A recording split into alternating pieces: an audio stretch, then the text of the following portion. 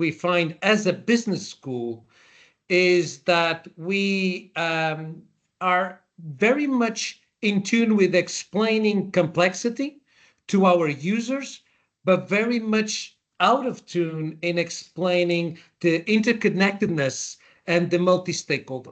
So in a sense, everyone understands that systemic problems are multidimensional, but the interconnectedness, they kind of understand it, but they have a lot of difficulties in finding solutions for that type of problem. And the other thing is empathy, right? So multi-stakeholder is a beautiful sentence, but multi-stakeholder means that you empathize with other actors. And we feel that's not the case. So public policy, companies, users, they all speak to each other all the time. So this is the type of territory that we are facing. Thank you, Max. And we began working with a number of actors in a formula. And this formula's got three key dimensions. Think, how do you think systemically? How do you map and what type of maps? And how do you practice? We see a big gap. One of the things of our initiative is, of course, we see a lot of thinking and a lot of mapping, but then practice. Practice is it's a big thing for us. So part of what we're doing is to facilitate practice. It's not just about think and map, it's how then people use. If people don't use, we failed. Thank you, Max.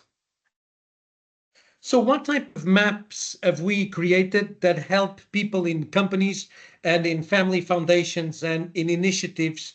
We've created these types of maps. So 3 maps, the iceberg model that you're all familiar with, causal loop diagrams that explore the system's dynamics, and then what we call stakeholder and solutions landscape, and we'll show you an example in a second, basically to discover the interconnections and discover the system actors. And of course, but what we want is people to practice. So we've also created a number of maps, map 4 and map 5, that are designed to help decision making. And if we stopped only at discover the system and actors and map 3, we would not be being truthful to our formula. So our formula depends on the success of map 4 and map 5. Thank you, Max. So, let me give you an example of an issue that is very close to a number of actors here in Portugal, which is employability of people with disabilities. So this is now on the radar of companies because there's strong legislation coming through. This is on the radar of families, on the radar of schools, on the radar of course, the public servants and the legislation. So we build all these maps, and we only have 10 minutes now or 8 minutes now. So we build these maps, and you can then see these maps. But the idea is that we do think of one back, please. Thank you, Max. That we basically are truthful to these 4 dimensions. What is the phenomena? Defining well what's the phenomena, low employment rate of people with disabilities. What are the patterns and the structures and the mental models? And then when we work with practitioners, when we work with people from companies, we have absolutely clarity on these 4 because our structure, our maps depend on the clarity that we have on these 4 dimensions. And some of them, we have to tell you, they're not absolutely crystal clear what we should do. Thank you, Max. So this is map 1, and maybe we can go a few slides, Matt. Thank you. And another one. And then from that map and from the iceberg model, we start looking and creating the second map, which is, of course, the loops map, right? And we start mapping out all of these dimensions. The way we do it is, of course, we use secondary data, we use interview data, we use a number of company-related, public policy-related data to aggregate these maps. And we try as much as possible to build maps that people can navigate with. So it's not just about the loops and about what influences what, but it's also about how could you navigate. So, for example, the thematic intervention areas that you have on the bottom left corner there, they help people that are not familiar with these maps navigate the map. Next slide, please, Max.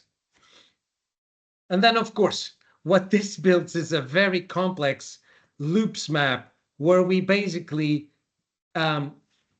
loop most of the dimensions that interest in the system, that have impact in the system. We then, of course, characterize them by the important loops. So you can see L1, L2, L3, L4. These are the critical loops in the system. And through those, what we find is, next slide, please, is the leverage points.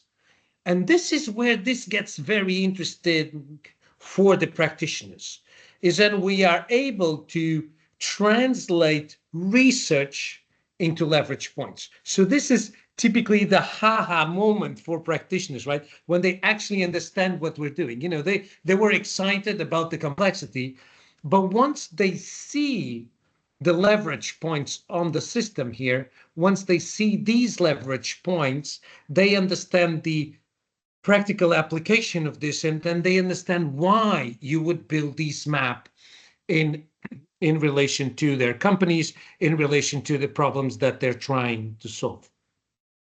Next slide, please, Max.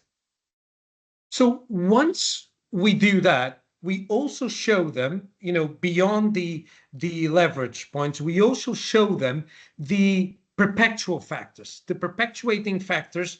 These are the points in the system that show serious constraint in developing a virtuous system. So we also show them that. So this information of the leverage point plus the perpetuating facts is very critical to the people in companies in our context.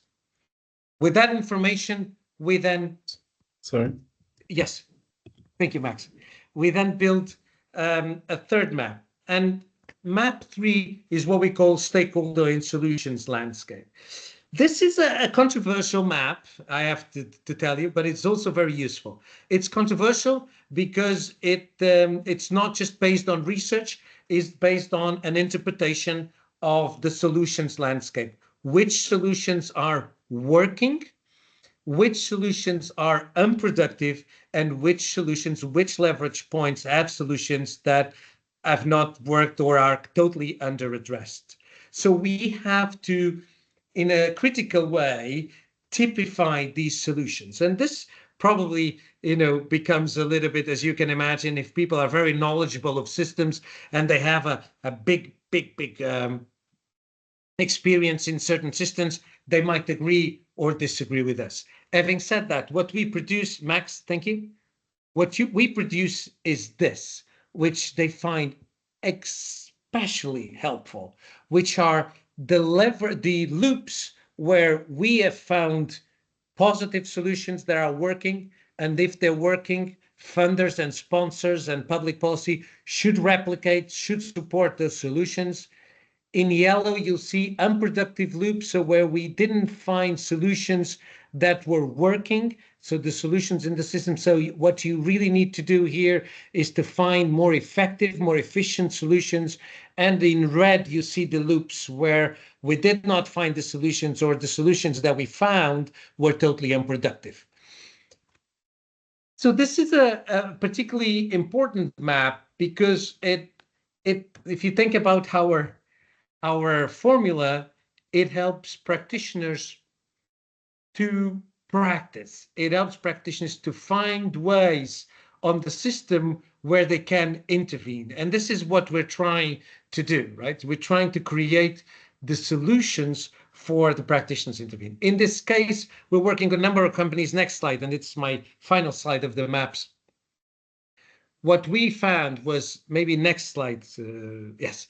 What we found was that if they intervened in loops 1 and 2, that were really important for companies, they could impact on these areas of the system. So this was very important, and the clarity that our maps brought to a very complex, where everyone had their own opinion type of system, was very important to the companies we were working.